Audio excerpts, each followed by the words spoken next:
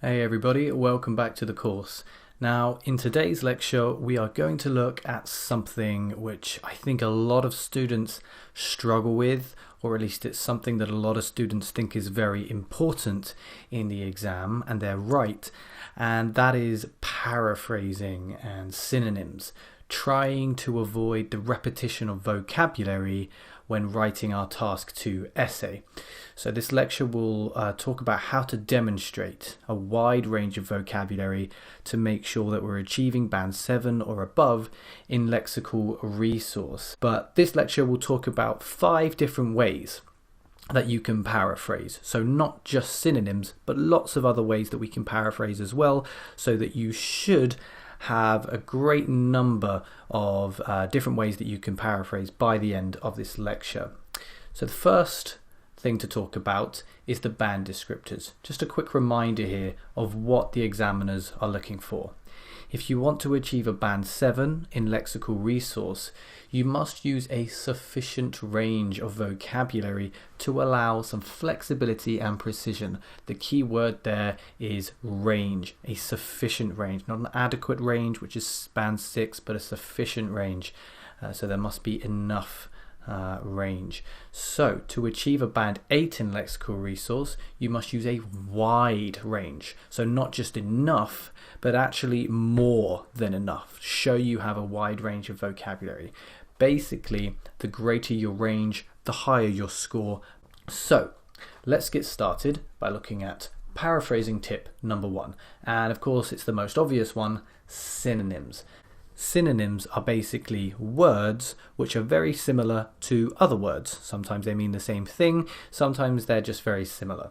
So it's important to remember, firstly, that there are many ways that we can paraphrase language. Synonyms are very useful, and this is why a thesaurus can be very helpful when you are practicing. A thesaurus is like a dictionary, but instead of definitions, it just lists similar words or synonyms. Now, if you don't own a thesaurus, you can use an online one.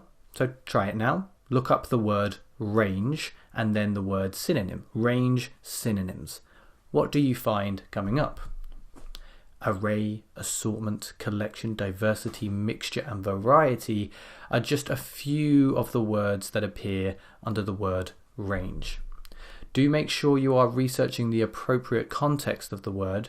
Range can have a couple of different definitions, so do make sure you're looking at the right context of the word. So how can we use this when paraphrasing? Let's have a look at an introduction here. Synonyms particularly important in the introduction. We know that we need to paraphrase when we write our introduction to the task. Here is a question. A task 2 question. Some people believe that visitors to other countries should follow local customs and behaviours. Others disagree and think that the host country should welcome cultural differences. Plenty of words here that we can paraphrase. Let's see how we've done so. Some people think, not believe, but think that tourists, not visitors, but tourists to other countries should abide by, rather than follow, local rules rather than customs and behaviour. Others dispute this instead of disagree and think that the host country should embrace rather than welcome cultural diversity rather than differences. Loads of different synonyms coming through here. Now, you do need to be careful because sometimes you can't just insert a synonym directly into the sentence. You do need to check that it makes sense. Certainly finding someone to correct your work, a tutor or a native speaker, can be the best way to do this. Also, the above introduction is okay, but it's clearly very reliant on a thesaurus. This can easily make language sound a bit unnatural. Now, check out Joey from Friends' letter. There's a link in the resources to get an idea of how a thesaurus can be misused. Very funny video. It really does highlight why you shouldn't be too dependent on a thesaurus. Now, paraphrasing tip number 2. Change up the word order. So the best way to paraphrase is to mix different paraphrasing skills together. Don't overuse or only use synonyms, but mix them with other techniques. One of those being changing the word order. Let's look at that task sentence again, just the first sentence here. Some people believe that visitors to other countries should follow local customs and behaviour. How have we mixed up the word order? Well, let's have a look. Some people think that local customs and characteristics, still using those synonyms, should be followed by tourists when they go to other countries. So what have we done here? Well, we've used a mix of synonyms, think, characteristics, tourists, and different word order. In this case, we've moved part of the sentence into the passive voice. So instead of the active, other countries should follow, we've turned it into the passive, characteristics should be followed by tourists. That's one way that you can change word order. English is fairly flexible, not entirely flexible, but fairly flexible. So think about how you can change word order when you're looking at your tasks. Right. Paraphrasing tip number 3, word formation. Another way we can find greater range is to modify word formation. Discussed in a previous lecture, in fact the previous lecture to this one, there are often a number of different word formations for a single word. Let's have a look at the task again. Second sentence here. Others disagree and think that the host country should welcome cultural differences. Others dispute this, still got those synonyms. Others dispute this and think that a variety of cultures should be welcomed by host countries. Now what you can see here is, yes, again we've got those synonyms, dispute and variety, instead of disagree and differences, but there's also a change in word order. Again, we've got the passive voice and a change in word formation. Instead of the adjective cultural, we've been able to modify that expression and turn it into the noun culture. Sometimes you'll need to change more than just the formation. That's probably all the time really, because if you're changing the word formation, you're likely to need to change the grammar too. So keep that in mind. But word formation, another great way to find paraphrase. Paraphrasing tip number 4, antonyms. What are antonyms? Well, again, if you can't think of a synonym or you're struggling to change the word order or formation, then you should consider the opposite of the word you're trying to change. The opposite of a word is called an antonym. A similar word is a synonym. The opposite is called an antonym. Let's look at that first sentence again, or second sentence. Others disagree and think that the host country should welcome cultural differences. Others dispute this and think that the host nation should not reject cultural variety. Once again, we have those synonyms, dispute and variety, but we also have an antonym, reject. It's the opposite of welcome, and that is preceded by a negation, not. To welcome is to not reject, in a sense. But remember, this is not quite as precise as using a synonym. Not rejecting something is not quite the same as welcoming, but it is again another way that you can find something similar in terms of paraphrase. So that's a fourth way. Let's look at a final way we can find opportunities to paraphrase. Thinking outside the box. Now this is not anything particular, but let's have a look at what I mean. Synonyms, sentence reconstruction, and changes in word formation, as well as antonyms. These are all excellent ways of paraphrasing. Sometimes though, it's just useful to completely change the way an idea is communicated while not changing the meaning. Let's have a look at this. These days, more and more people are going to other countries for significant periods of time, either to find a job or to study. New task here. Let's have a look at how I've paraphrased it.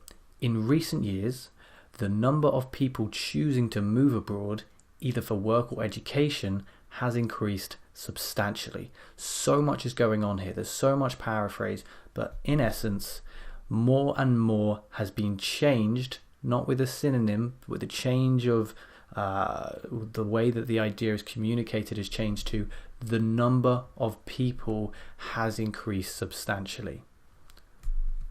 Then we've got a more general way of paraphrasing. These days we are going, and in recent years, instead moving the tenses, has increased. These days with the present, in recent years with the perfect. So we have these synonyms again: work, education, abroad, instead of job and study and going to other countries. We also have a change in word order. We have a tense switch, present continuous to present perfect, and a complete change in the communication of an idea. More and more was changed to the number of something has increased. This is probably the hardest way to paraphrase, but it's definitely the most impressive as well. So if you're somebody that's shooting for a high 7 or an 8 or even a 9, this is what I would recommend that you practice. Now, having said all of that and talked about the importance of paraphrasing, I think it's important to just scale back a little bit and give a bit of advice on paraphrasing, which might seem a bit contradictory to what we've been discussing. And that is, although paraphrasing is an important part of achieving band 7 or above, it is just one important part. Although it's important, don't overdo it and don't spend too long thinking about it. If you cannot think of a way to paraphrase within 10 to 20 seconds, just use the original wording. Then underline that expression, come back to it later if you have time. It's much more important to finish the essay and have time to check it than to run out of time for the sake of one paraphrased expression. Okay? So also read in English. Paraphrasing is not as easy as simply changing a few words around. As I mentioned earlier, Joey from Friends, you can see a great example of how using synonyms can be very problematic. If you read lots of English articles, books, novels, etc., you'll see how this natural paraphrasing works. You'll understand collocation a bit better, as we looked at earlier. So don't be like Joey, but do be careful with how you paraphrase. Finally, be selective with paraphrase. There are only so many ways to say parents, for instance. If you try to paraphrase a word like this too much, it's inevitable that you will lead to unnatural or inaccurate or inappropriate language. For example, guardians may be seen as a synonym of parents, but really it's not. A guardian is not the same as a parent, so be very careful and very selective with how you use paraphrase. So, those are 5 ways that we can find paraphrase: synonyms, word formation, word order, antonyms, and thinking outside the box. I hope that this lecture has given you a good idea and a bit more confidence about how to paraphrase. So I want you to go away and try to practice this skill with sentences that you see out and about in novels, in articles, etc., even in the in your practice, and see how it works for you with these 5 tips. And that brings this section to a close. If you do have any questions about lexical resource, about any of the skills that we've talked about, please feel free to leave them in the comments. And I'll join you in the next section, which will be on grammar. I'll see you there.